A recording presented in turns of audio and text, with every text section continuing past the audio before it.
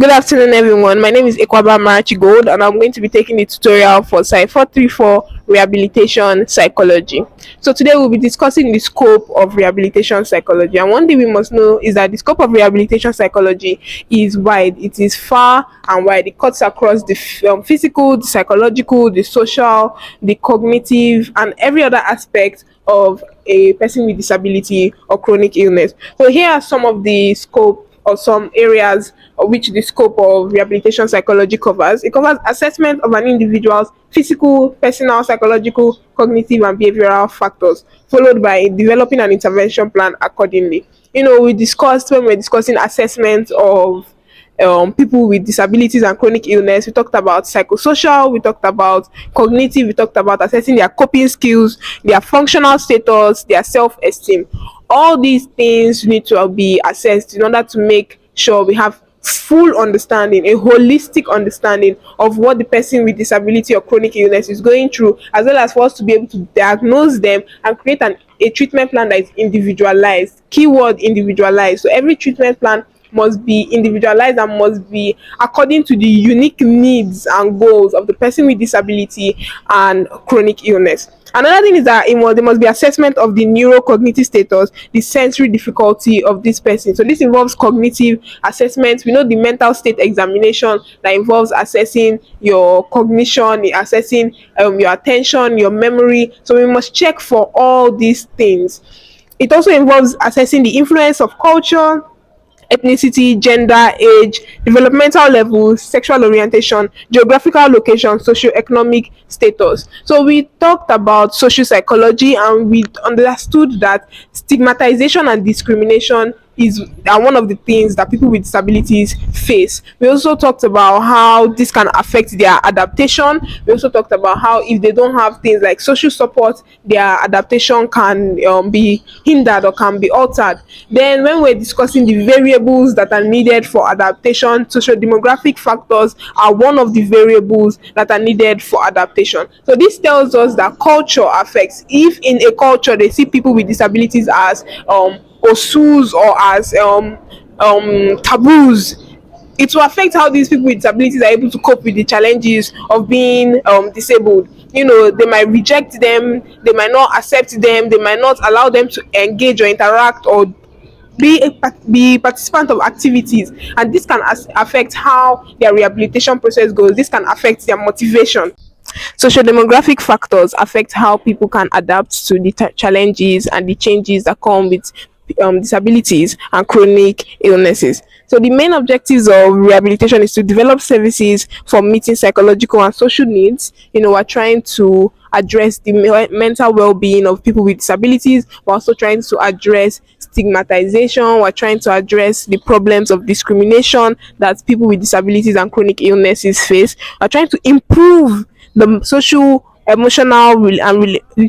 emotional relationship between people with disabilities and chronic illnesses. So we're trying to, as I said, address their mental well-being, address how they are feeling. There are certain feelings that come with the onset of disabilities and chronic illness. Some of them are feelings of anger, feelings of sadness, feelings of shock, denial. So we're trying to address those feelings. We're also trying to address social feelings because they might be loss of their ability to participate in social activities, and want to address these factors as well. We also want to enlarge free movement into the physical and social environment of the disabled and deprived. We want to study the social and psychological network of rehabilitation centers.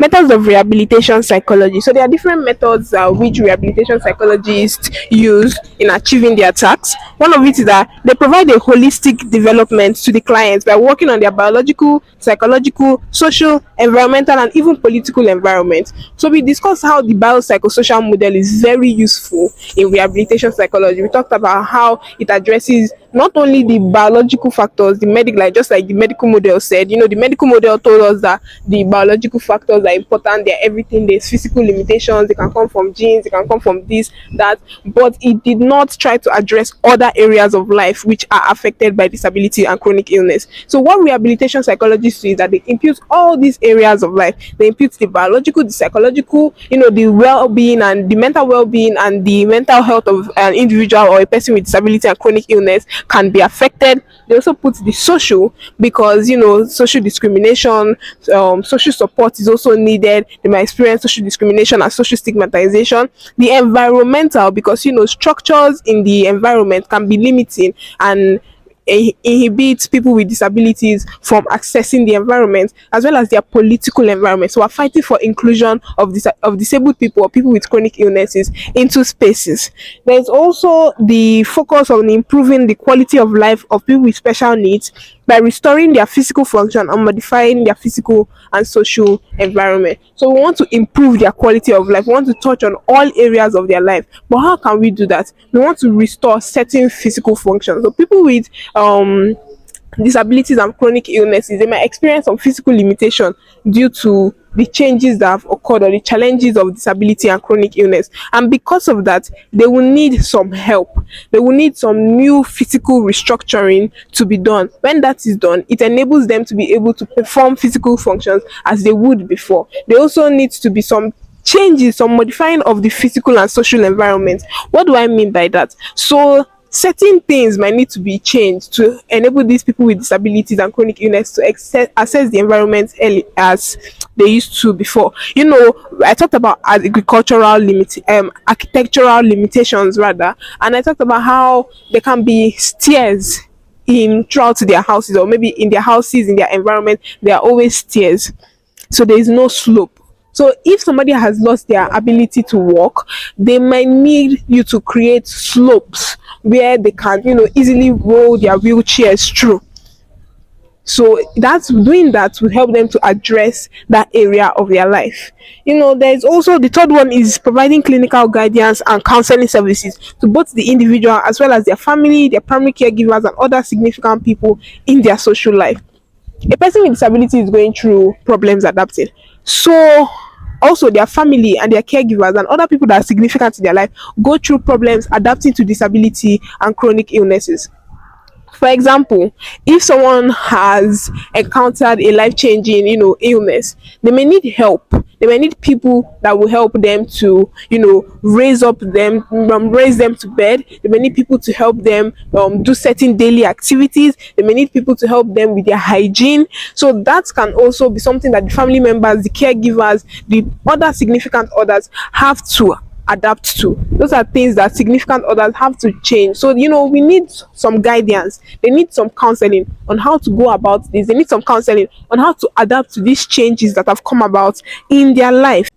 The ways by which people with disabilities and chronic illness can be helped by rehabilitation psychologists are there are many ways. One of the ways is by administration of standardized tests and non-standardized tests to assess their cognitive and psychological functioning. So we talked about how assessments needs to be done. We talked about psychosocial, cognitive, functional status, coping skills, self-esteem. All those things they need to be assessed. And one thing we must know is that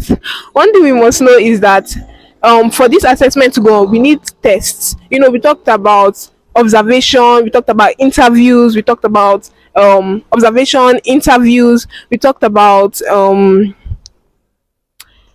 observation, interviews, psychological tests, and inventories. And psychological tests and inventories fall under the standardized tests and non-standardized tests that we can use as rehabilitation psychologists to help people with disabilities and chronic illnesses. Now, how does this work? A standardized test is reliable, it is valid, and it helps us to understand what a person with disability or chronic illness is going through. So when we assess the full functioning, we assess the psychological functioning, we assess the cognitive functioning of a person with disability and chronic illness, we can be able to do our diagnosis, we can be able to create an individualized plan for this person with disability and chronic illness, and this plan will help them in recovering, will help them in functioning at their optimal capacity.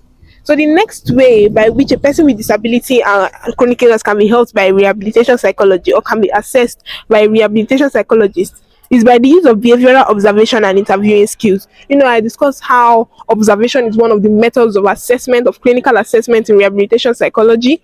And during assessment, we have during observation rather, we have systematic watching and recording. You can do it in a natural environment or you can do it in a laboratory, so that's an artificial environment. So you put the person with disability or chronic illness in that environment, and we try to observe their behaviors. We try to observe how they act, how they behave in that environment. This will help us to understand how they function and understand how we can help them better. There's also evaluation of the treatment of both individuals and family members. I've talked about how family is such an important thing for people with disabilities and chronic illnesses. So when there is the family setting and there's a great social support for people with disabilities and chronic illnesses, this can enhance their ability to adapt, can enhance their ability to function properly, function at their optimal capacity, even despite the fact that they are disabled or despite the fact that they have a chronic illness. So we must evaluate and we must ensure that we are putting treatment for both the person with disability and their family members that are or their support system, because their support system can also be friends, it can be well wishers, there are other people that are helping or functioning in helping the or functioning in helping the person with disability and chronic illness to adapt to their disability and chronic illness. There's also providing individual and group intervention by using counseling, psychotherapy, cognitive remediation, behavioral management, and enhancing the use of assistive technology for enhancing day-to-day functioning of the client. Assistive technology, for example, the braille for people that are visually impaired, that can help them to function at their optimal capacity. They might not need help in doing certain things. They might be able to use those things to do what they want to do or to achieve what they want to achieve. There's also the use of computers. There are prosthetic legs for people that might have lost their ability to walk. Those are assistive technologies that people with disabilities can use. So when we say providing individual and group intervention, community, we've talked about in social model how creating a community is so important for people with disabilities and people with disabilities and chronic illnesses. So when we create that community, when we have group interventions, when we have individualized interventions, we see that it is easier for them to bear out their feelings, and so for us to understand how the disability is affecting them and the challenges that the disability and or the chronic illness has posed on them. Also, there are some functions of a rehabilitation psychologist. We know that we listed some functions below. We said psychological impacts of disability. We said the cognitive and behavioral strategies. We said behavioral oriented skills training. We said sexual issues of disabled individuals, barrier free environment, community based rehabilitation. So those are areas which the rehabilitation psychologist functions in. So they're trying to understand the psychological impact of disability. I've said repeatedly that disability affects the mental well-being of a person with disability or chronic illness. They also said that cognitive behavioral strategies in rehabilitation, in this, the mental well-being can be affected. When it's affected, it can lead to negative thoughts. So they can have distorted thoughts, and distorted thoughts will lead to distorted actions. So when they have like negative thoughts about themselves, it can lead to social withdrawal. For example, it can lead to them not engaging in or participating in social activities. It can lead to them not being motivated to go to therapy or something like that. Those are behaviors that can come from their distorted thinking or that can come from their negative feelings about themselves. So we need cognitive behavioral strategies to address these thoughts, which can therefore have ripple effects on their behaviors. We also have behaviorally oriented skills training. We want to teach them how to act despite the challenges that are posed by their disability or chronic illness. There are sexual issues of disabled individuals. We want to help them to address their sexual issues. We have barrier free environments. We want to create an environment where there are no limitations or there's nothing inhibiting them. We also have community based rehabilitation. I talked about how creating a community is very useful and very significant in helping people with disabilities and chronic illnesses. So rehabilitation psychologists, they don't just serve people with cancers or people with visual impairments and stuff like that. They also serve people that have brain injuries, spinal cord injuries, the Jesus geriatric population, individuals with neuromuscular disorder and individuals with chronic pain disorder. Thank you.